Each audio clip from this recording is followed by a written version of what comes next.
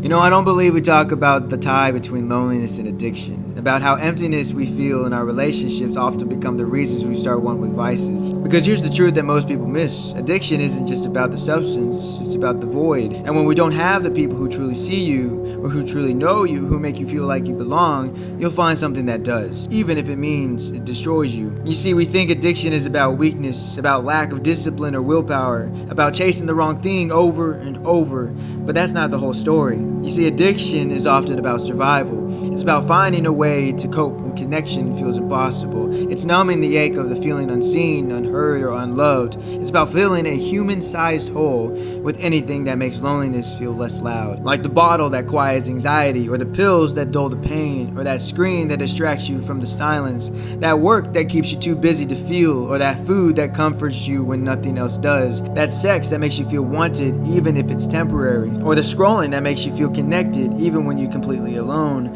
See, these aren't just bad habits. They're coping mechanisms for disconnection. And the most dangerous part is that they work, at least at first. They make you feel something, anything, other than the gnawing loneliness that's been sitting in your chest. They give you a relationship when real ones feel too risky, too complicated, or too painful, because vices don't judge you. They don't ask you to be vulnerable. They don't leave. They don't reject you. And they're always there, waiting and ready to make you feel better until they don't. Until the thing that was supposed to help you cope becomes the thing that destroys you. Until the escape becomes the cage. And by then, you're not just lonely anymore. You're isolated, because addiction doesn't just fill the void, it widens it. It pushes people away, it makes you lie, hide, withdraw. It turns you into a version of yourself you don't even recognize. And the lonelier you get, the deeper the addiction goes. It's a cycle that actually feeds itself. You feel disconnected, so you turn to the vice. And that vice makes you more disconnected, so you turn to it even more. And before you even know it, the very thing you used to cope with loneliness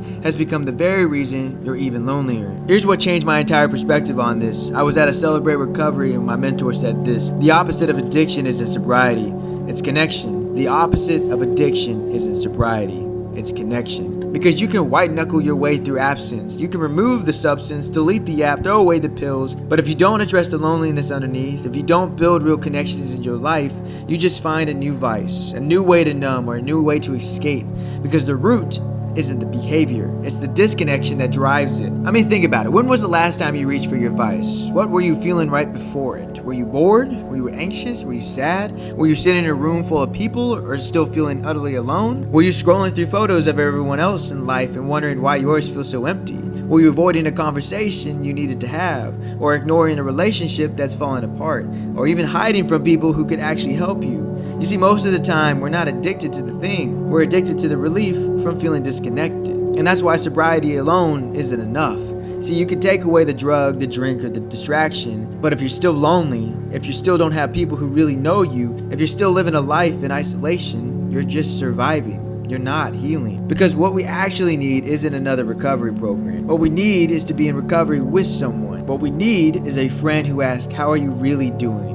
and waits for the real answer. What we need is a community that doesn't require us to have it all together. What we need is someone who sees us at our worst and doesn't run. What we need is spaces where we can say, "I'm struggling," without being shamed. You see, we need relationships where vulnerability isn't a burden, it's a bridge. We need people who remind us we're not alone in this, even when it feels like we are. Because connection is the antidote. Not motivation, not willpower, not even discipline. Connection. Real, honest, messy, imperfect human connection. The kind that reminds you that you're not too broken to be loved. The kind that sits with you in the dark instead of trying to fix you. The kind that makes you feel like you belong, not despite your struggles, but through them. And I know this is way easier said than done, because opening up is terrifying, because loneliness has a way of convincing you that no one would even understand, because maybe you've tried before and people let you down. But isolation is a lie, I'm telling you. It tells you you're better off alone, that you're protecting yourself by keeping people out, but you're not. That you're protecting yourself by keeping people out and that you don't need anyone. But I'm telling you, you do. We all do.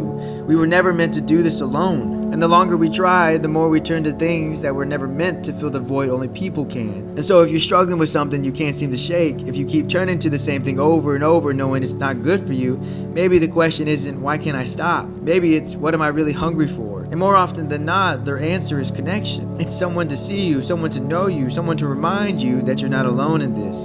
Because the opposite of addiction isn't sobriety, it's connection. And maybe the first step towards freedom isn't removing the vice. It's reaching out to someone and letting them in. Not to fix you, not to judge you, but just to be you. Because that's where healing actually begins. Not in isolation, but in belonging, in community.